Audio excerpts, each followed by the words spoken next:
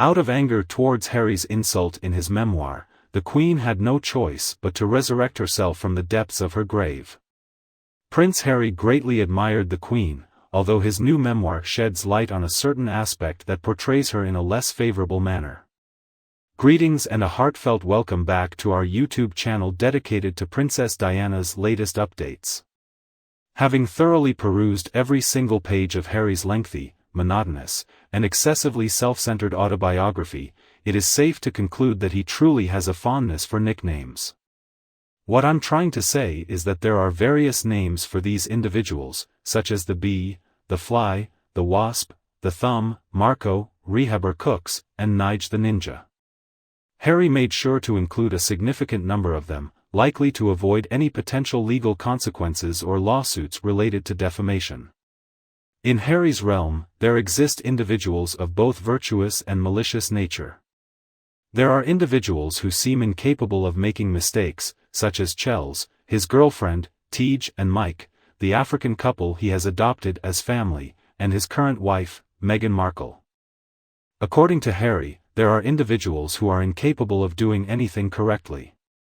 As per his perspective, Queen Camilla can be portrayed as a manipulative individual, ready to put Prince Harry and Prince William's well-being at stake, all for the sake of gaining popularity in the tabloid media and appealing to the general public. Harry depicts his father as rather distant and aloof, while his brother Prince William harbors both envy and pettiness towards him. However, what has caught the attention of numerous individuals is a certain element of surprise. Harry's unflattering depiction of his grandmother, the Queen, and the management of her palace. Navigating this delicate terrain proves challenging, as it is evident that Harry harbored genuine love and held deep respect for her.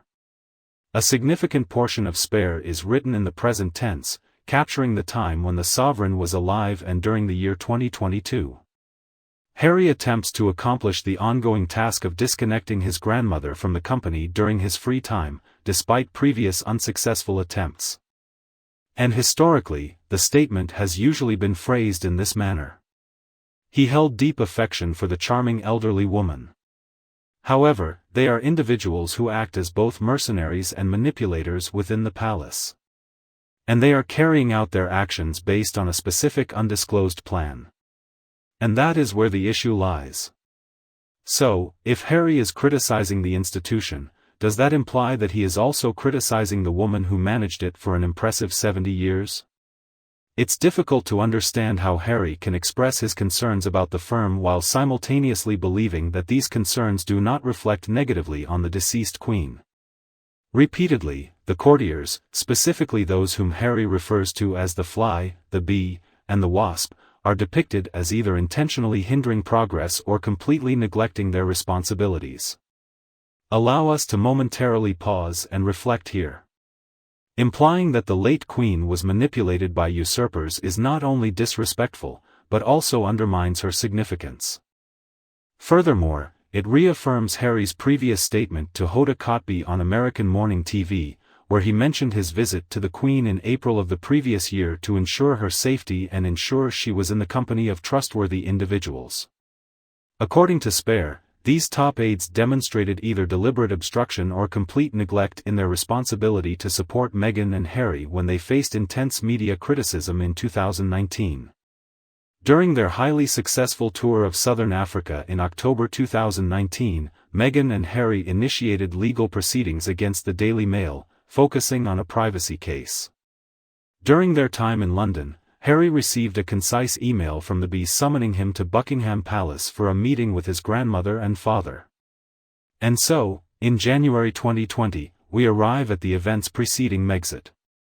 Upon Meghan and Harry's arrival from Canada, where they had been enjoying their vacation in a luxurious mansion resembling those seen on The Real Housewives, they were informed about a delay in meeting with the Queen. It is quite ambiguous about the specific insinuation Harry is attempting to convey here, whether the Queen was not completely honest with him, or if she is being influenced by the Bee, remains uncertain. Regardless of the circumstances, it remains uncomplimentary. Next, we arrive at the Sandringham summit where both the Bee and the Wasp were present. There are 5 alternatives presented for Meghan and Harry. Following that, Harry asserts that he was promptly provided with a preliminary version of a statement that would soon be made public by the palace. Meghan and Harry have made the decision to fully withdraw from their roles as working members of the royal family. Harry expresses his thoughts in his writing during that particular moment. He expresses his confusion in written form. Before engaging in any conversation, you have already prepared a statement. In simpler terms, it can be deduced that the outcome was predetermined right from the start, rendering this summit nothing more than a mere facade. Does Harry disclose the identity of the person who might have manipulated the situation? No way at all. Harry also pursues Angela Kelly, the trusted advisor of the deceased Queen. He depicted her as a mischievous trouble-causer. According to him, one of the various tasks she carried out for Granny was telling fabricated tales with great expertise. Is Harry insinuating that the Queen occasionally planted stories as well? Among the many issues with Harry's book, this stands out as a significant one. Harry is presumably pursuing the individuals who were close to his deceased grandmother, but he ponders what kind of impression it leaves about her character if she chose to surround herself with such individuals. This aspect of the book seems contradictory and absurd. Harry is cleverly trying to criticize the inner workings of the monarchy while ensuring his cherished late grandmother remains untouched by his scrutiny. Given that a significant portion of Spare's work was presumably written during the time when the Queen was alive, I am curious about her perspective on her grandson's story of misery and the shortcomings within the palace. The Queen's legacy could be forever marked by her constant determination, resolute devotion to her responsibilities, and unwavering allegiance to the crown. However, the most unfortunate lesson to be learned from Spare is the incredibly dysfunctional family and family business she tragically left behind.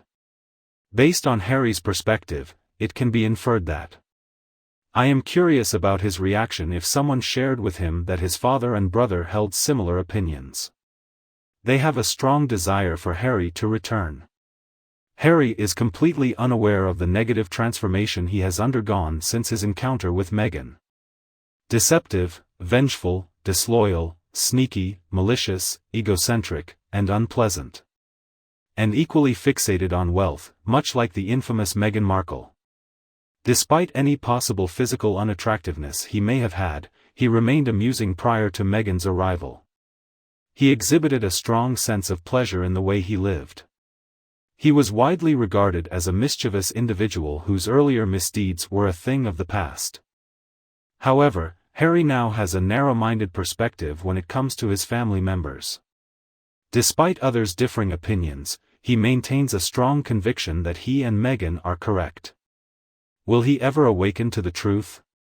Will he develop the necessary introspection skills to truly examine himself and discover his true identity? Or will he continue to be under the influence of Meghan? Will he remain under her control, oblivious to reality? And what about Meghan herself? Will she continue her attacks indefinitely? Or will the media eventually reach a point where they say they have had enough and no longer want to hear from her? Naturally, the family desires Harry's return, but they prefer the person he used to be. We would greatly appreciate it if you could kindly share your thoughts on Harry and Meghan in the comments section below. Feel free to show your support by liking and sharing my video with anyone who might appreciate it, especially if you enjoyed it tonight. Additionally, we kindly request your increased support by subscribing to the Princess Diana News team. Thank you for joining us, farewell, and I look forward to reconnecting with all of you later this evening.